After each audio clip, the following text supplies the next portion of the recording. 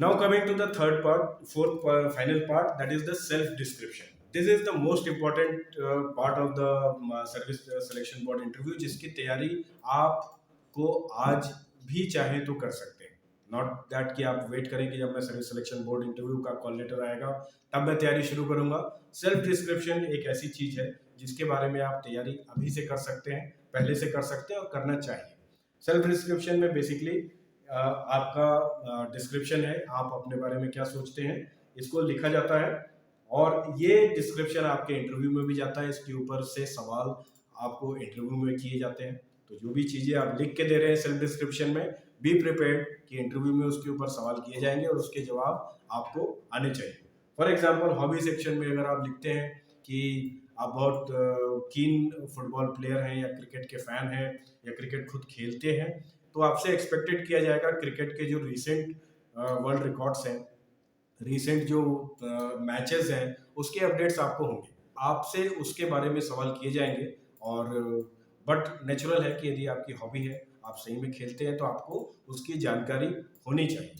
तो यदि आप तैयारी कर रहे हैं अपने हॉबी में, फॉर एग्जांपल कोई गेम्स, हॉकी, क्रिकेट, व्हाटएवर आपने लिखा है, या म्यूजिक, ठीक है, तो जो भी इस तरीके की चीज़ें आपने हॉबी में मेंशन करी हैं, आप उसके ऊपर अच्छे से तैयारी कीजिए, उसके बारे में अच्छे से जानकारी लीजिए, पढ़ के जाइए, क्योंकि उसके ऊपर सवाल आना चांसेस हैं कि उसके ऊपर आपसे सवाल किए जाएंगे.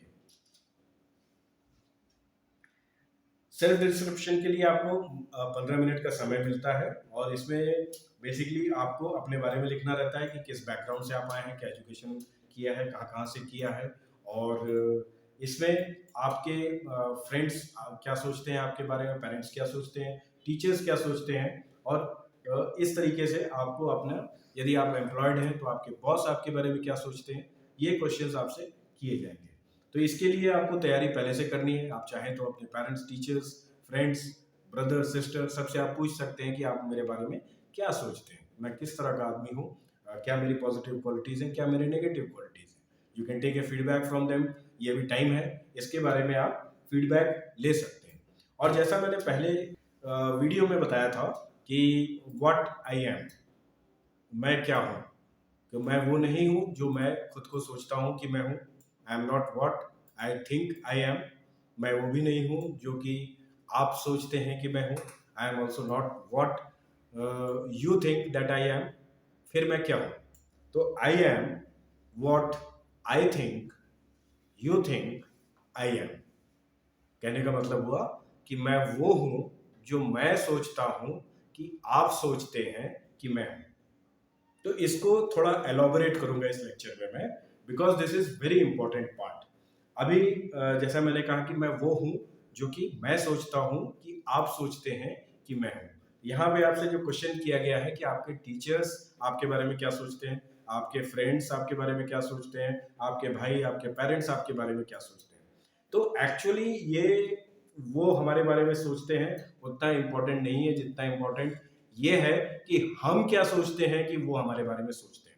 फॉर एग्जाम्पल, अगर मैं चाहता हूँ, मेरे को लगता है कि मेरे टीचर्स सोचते हैं कि I am very punctual, I am very disciplined, I am always on time, I am very hard working, I try to give my best, isn't it. तो हमेशा मैं लाइफ में वो उस लेवल को, उस गोल को, उस थिंकिंग को सही साबित करने की कोशिश करूंगा. I will never be late, I will be punctual, because मैं सोचता हूँ कि मेरे टीचर सोचते हैं कि मैं पंक्चुअल हूँ. मैं कभी भी नंबर कम नहीं लाऊंगा, क्योंकि मैं सोचता हूँ कि मेरे टीचर सोचते हैं कि मैं बहुत हार्ड वर्किंग हूँ, बहुत मेहनत करता हूँ. मैं कभी भी डिसिप्लिन खराब नहीं करूंगा, कोई भी ऐसा काम नहीं करूंगा जो कि स्कूल या सोसाइटी के नियम के अगेंस्ट है, because I think that my teacher thinks that I am discipline. तो ये चीज है, ये जो क्वेश्चंस आपसे पूछे जा रहे हैं कि लोग आपके बारे में क्या सोचते हैं, actually it is your parameter of yourself. तो आप यदि ये पैरामीटर इस ढांचे में फिट होते हैं, तो आप उस ढांचे में साइकोलॉजिकली आप इसको समझने की कोशिश कीजिए, आप इस ढांचे में फिट होने की पूरी पुरजोर कोशिश भी करते हैं. अगर आप सोचते हैं कि टीचर ने मेरे को डिसिप्लिन माना है, आप सोचते हैं कि टीचर मेरे को पंक्चुअल मानती हैं या मानते हैं, तो आप पूरी कोशिश करते हैं कि उस पैरामीटर, उस चीज में आप बिल्कुल फिट हो, और उसमें आप किसी को कोई मौका ना मिले। तो ये जो तैयारियां हैं ये आप अभी कर सकते हैं। इसमें जब आप हमारे पास में आएंगे, ऑफलाइन क्लास के लिए आएंगे, इसमें हम हेल्प करेंगे, सपोर्ट करेंगे। और कहीं यदि आप कोई गलती कर रहे होंगे तो वी विल गाइड यू कि इसमें आप क्या इम्प्रूवमेंट्स कर सकते हैं। इसको लिखने का तरीका पॉइंट वाइज ब्रीफ और बिल्कुल सिंपल आपने रखना है इसको। बहुत ज़्यादा इसमें कहानी लिखने की ज़रूरत नहीं है, बहुत ज़्यादा इसमें नेगेटिव क्वालिटीज़ लिखने की ज़रूरत नहीं है। इसके बाद preparation for the self description, इसमें और भी चीज़ें होती हैं, जैसे कि आपसे पूछा जाता है कि आपकी पॉजिटिव क्वालिटीज़ क्या है या आपकी नेगेटिव क्वालिटीज़ क्या है। तो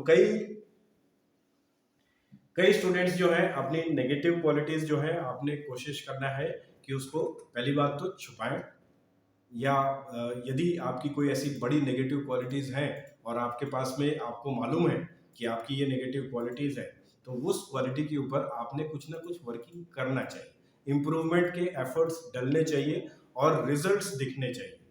फॉर एग्जांपल, जैसे मेरे इंटरव्यू में जब मैं गया था, तो मेरे फर्स्ट इंटरव्यू में रिजेक्ट होने के बाद जो मैंने अपनी नेगेटिव क्वालिटीज़ या शॉर्टकमिंग्स जो मैंने देखी थी, वह spoken English, the grammar, the vocabulary, इसके ऊपर मैंने काफ़ी वर्क किया। General awareness, communication skills, impromptu बोल पाने की काबिलियत, तो इसके ऊपर मैंने काफ़ी वर्क किया। और जब मैंने इसको नेगेटिव क्वालिटीज़ में लिखा था, तो इंटरव्यूइंग ऑफिसर का कहना था कि ये सब जो आपने नेगेटिव में लिखा है, आई थिंक ये तो आपकी पॉजिटिव क्वालिटीज़ है या स्ट्रॉन्ग पॉइंट्स हैं।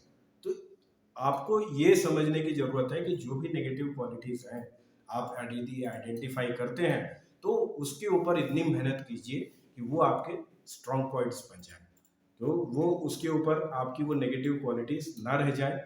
और ये एक पॉजिटिव क्वालिटी होगी, एक पॉजिटिव ट्रेट होगा जो कि इंश्योर करेगा कि आप उस इंटरव्यू में, सर्विस सिलेक्शन बोर्ड इंटरव्यू में सेलेक्ट हो जाए।